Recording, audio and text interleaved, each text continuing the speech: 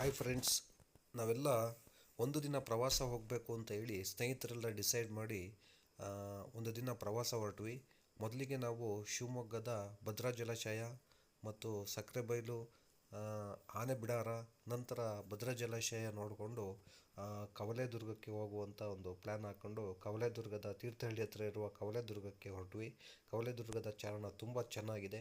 ನಾವು ಮೊದಲು first time ಅದು ಕವಲೇದುರ್ಗಕ್ಕೆ ಹೋದಂಥ ಸಂದರ್ಭ. ಆ ಒಂದು ಚಾರಣ ಒಂದು ನೆನಪಿನಲ್ಲಿ ಉಳಿಯುವಂಥ ಚಾರಣ.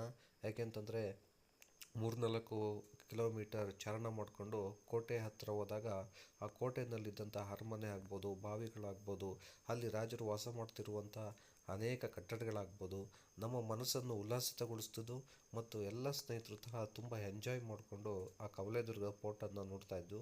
ಈ ಒಂದು ದಿನದ ಪ್ರವಾಸದಲ್ಲಿ ನಮಗೆ ಅತ್ಯಂತ ನೆಚ್ಚಿನ ತಾಣ ಅಂತಂದರೆ ಕವಲೇದುರ್ಗ. ತುಂಬ ಸುಂದರವಾದ ಪ್ರಕೃತಿಯ ಸ್ಥಾನದಲ್ಲಿ, ಮಲೆನಾಡಿನ ಒಂದು ಸುಂದರ ಪ್ರಕೃತಿ ಸ್ಥಾನದಲ್ಲಿರುವಂಥ ಕವಲೇದುರ್ಗ ಒಂದು ಐತಿಹಾಸಿಕ ಸ್ಥಳ.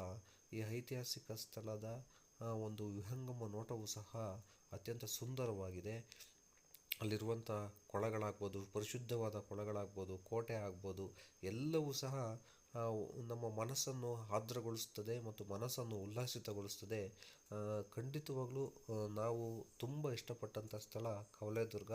ಆ ಒಂದು ಪ್ರಕೃತಿಯ ನೋಟ ಸುಂದರವಾದದ್ದು. ಎಲ್ಲ ಸ್ನೇಹಿತರು ಸಹ ತುಂಬ ಎಂಜಾಯ್ ಮಾಡಿಕೊಂಡು ಬಹಳ ಖುಷಿಯಿಂದ ಒಳ್ಳೆ ಪ್ಲೇಸಿಗೆ ಬಂದು ಅಂತ ಹೇಳಿ ಮಾತಾಡ್ಕೊಳ್ತಾ ಆ ಕವಲೇದುರ್ಗ ಸ್ಥಳವನ್ನು ನಾವೆಲ್ಲರೂ ಸಹ ನೋಡಿಕೊಂಡು ತುಂಬ ಚೆನ್ನಾಗಿ ಅಲ್ಲೆಲ್ಲ ಫೋಟೋಗಳನ್ನು ತೆಗೆದುಕೊಂಡು ತುಂಬ ಎಂಜಾಯ್ ಮಾಡಿಕೊಂಡು ಬಹಳ ಸಮಯವನ್ನು ಕವಲೇದುರ್ಗದ ಫೋರ್ಟ್ನಲ್ಲಿ ನಾವೆಲ್ಲರೂ ಸಹ ಕಳೆದ್ವಿ. ಒಂದು ಉತ್ತಮವಾದ ಪ್ರವಾಸಿ ಸ್ಥಳ ಮತ್ತು ಒಂದು ಉತ್ತಮವಾದ ಅನುಭವ. ನಂತರ ನಾವು ಅಲ್ಲೇ ಹತ್ತಿರದಲ್ಲಿರುವಂಥ ಕುಪ್ಪಳ್ಳಿಗೆ ಪ್ರಯಾಣ ಮಾಡಿಸಿದ್ದು. ಕುಪ್ಪಳ್ಳಿ ಕುವೆಂಪುರವರ ಜನ್ಮಸ್ಥಳವಾದಂಥ ಸ್ಥಳ. ಅಲ್ಲಿ ಕವಿ ಶೈಲಕ್ಕೆ ತೆರಳಿ ಕುವೆಂಪು ಅವರು ಆ ಒಂದು ಪ್ರಕೃತಿ ಆಹ್ವಾನ ಮಾಡುತ್ತಾ ಕಾವ್ಯ ರಚನೆ ಮಾಡುತ್ತಿರುವಂಥ ಸ್ಥಳವನ್ನು ನೋಡೋದು. ನಂತರ ಕುವೆಂಪು ಅವರ ಮನೆಯನ್ನು, ಅತಿ ಸುಂದರವಾದಂಥ ಮನೆ, ತುಂಬ ಒಂದು ಕುವೆಂಪು ಅವರ ಎಲ್ಲ ರೀತಿ ಬಳಕೆ ವಸ್ತುಗಳು, ಅವರ ಜೀವನ ಕ್ರಮಕ್ಕೆ ಸಂಬಂಧಪಟ್ಟಂಥ ಎಲ್ಲ ವಸ್ತುಗಳನ್ನು ವಸ್ತು ಸಂಗ್ರಹಾಲಯವನ್ನು ಮಾಡಿ ಆ ಮನೆಯನ್ನು ಮಾಡಲಾಗಿದೆ. ಆ ಮನೆಯ ಹೊರಾಂಗಣ ನೋಟವು ಸಹ ಅತ್ಯಂತ ಸುಂದರವಾದದ್ದು. ಒಳಾಂಗಣ ನೋಟವು ಸಹ ಅತ್ಯಂತ ವಿಸ್ಮಯವಾದದ್ದು. ಒಂದು ತೊಟ್ಟಿ ಮನೆ ಆಕಾರದಲ್ಲಿರುವಂಥ ಮನೆಯಲ್ಲಿ ತಿರುಗಾಡಿಕೊಂಡು ಅನೇಕ ರೂಮ್ಗಳು ಮತ್ತು ಅನೇಕ ಅಂತಸ್ತುಗಳಿರುವಂಥ ಮನೆಯನ್ನು ನೋಡೋದೇ ಒಂದು ಸುಂದರವಾದ ಅನುಭವ. ನಂತರ ನಾವು ಕುವೆಂಪು ಅವರ ಸಂಬಂಧಪಟ್ಟಂಥ ಎಲ್ಲ ವಿಚಾರಗಳನ್ನು ತಿಳಿಸ್ಕೊಂಡು ನಂತರ ಹತ್ತಿರದಲ್ಲೇ ಕೊಪ್ಪದ ಹತ್ರ ಇರುವಂಥ ಹರಿಹರಪುರಕ್ಕೆ ಹೊರಟ್ವಿ. ಹರಿಹರಪುರದಲ್ಲಿ ಒಂದು ಸುಂದರವಾದಂಥ ಒಂದು ದೇವಾಲಯವಿದೆ, ಗರುಡ ದೇವಾಲಯ. ಅತಿ ಸುಂದರವಾದಂಥ ದೇವಾಲಯ. ಅದರ ಒಳಾಂಗಣ ವಿಹಂಗಮ ನೋಟ ನೋಡೋದಕ್ಕೆ ತುಂಬ ಖುಷಿ ಆಗ್ತದೆ. ನಾವು ಇದುವರೆಗೂ ನೋಡದೇ ಇರುವಂಥ ಸ್ಥಳ. ಅಲ್ಲಿ ಒಂದು ವಿಮಾನ ಗೋಪುರಕ್ಕೆ ಹೋದು ಅಲ್ಲಿ ತುಂಬ ಚೆನ್ನಾಗಿದೆ. ನಂತರ ನಾವು ಕೊನೆಯದಾಗಿ ಶೃಂಗೇರಿಗೆ ಬಂದ್ವಿ. ಶೃಂಗೇರಿಗೆ ಬಂದು ತಾಯಿ ಶಾರದಾ ದೇವಿಯ ದರ್ಶನವನ್ನು ಮಾಡೋದಕ್ಕೆ ಅಣಿಯಾದ್ವಿ. ನಂತರ ಅಲ್ಲಿ ವಸ್ತ್ರ ಸಂಹಿತೆ ಇದೆ ಅಂತ ಹೇಳಿದ್ರು.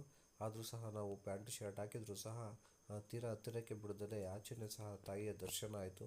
ತುಂಬ ಚೆನ್ನಾಗಿ ತಾಯಿಯ ದರ್ಶನ ಆಯಿತು.